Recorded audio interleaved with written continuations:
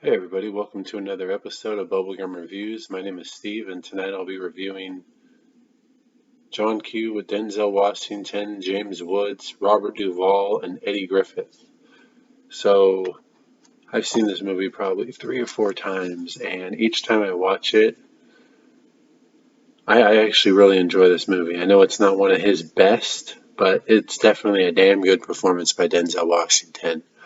Um, So two little things that I thought were kind of interesting. This isn't my interesting fact. This is just stuff that I kind of realized after watching this.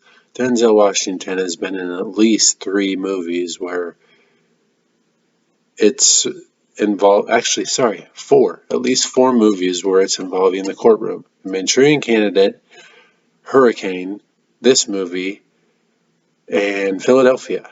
They all somehow end up going to a courtroom. Also, this is at least 2 movies where he sacrifices himself for a child. This and Man on Fire. Man on Fire, that is a good one. But anyway, so let's get to it.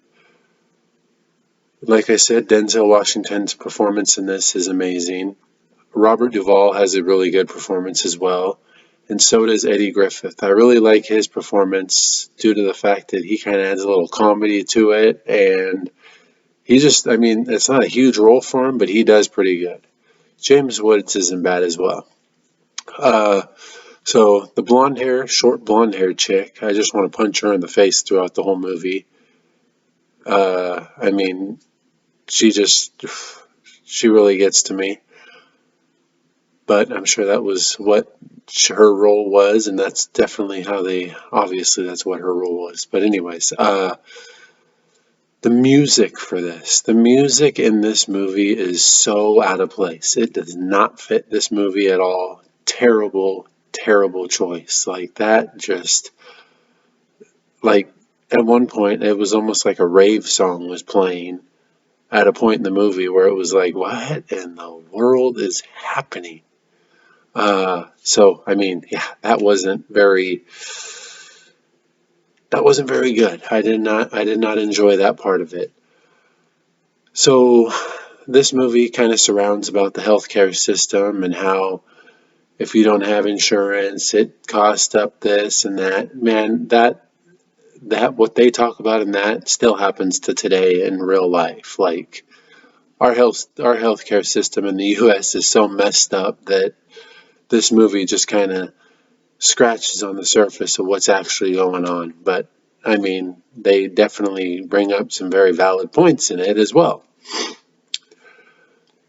Um, so there's a scene early in the movie where the son's like doing all his WWE wrestling moves and stuff. At one tiny little point in my young age was I actually into wrestling, and that's after I watched the movie Ready to Rumble.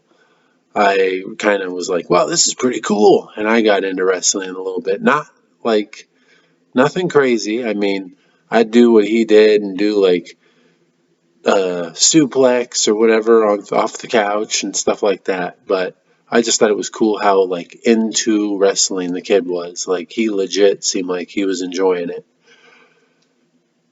Two parts in this movie made me get pretty emotional. A, the baseball scene.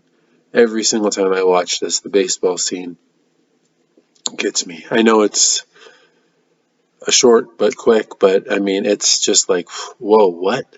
And the ending scene as well. Like this movie had a lot of stuff that was hard to not be like, wow, that was really good. Wow, that was really good. I know there was a few things in here, like it seemed pretty boring at times throughout like, it's definitely a slow movie. It really is, but it's a movie that if it wasn't for Denzel, I probably would not like this movie as much as I do.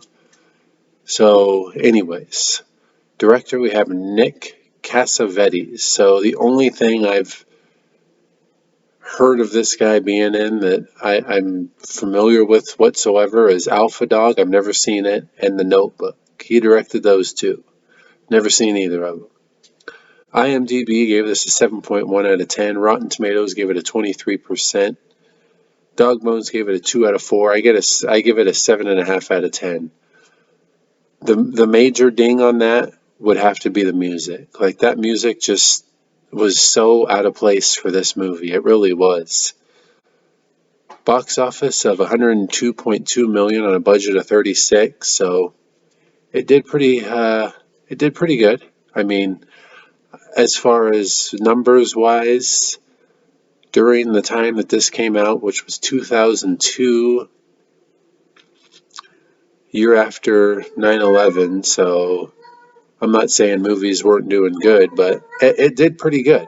Uh, let's see, interesting fact. Nick Cassavetes after reading about it, he pretty much made this movie in honor of his daughter because his daughter had like a heart contusion kind of thing going on.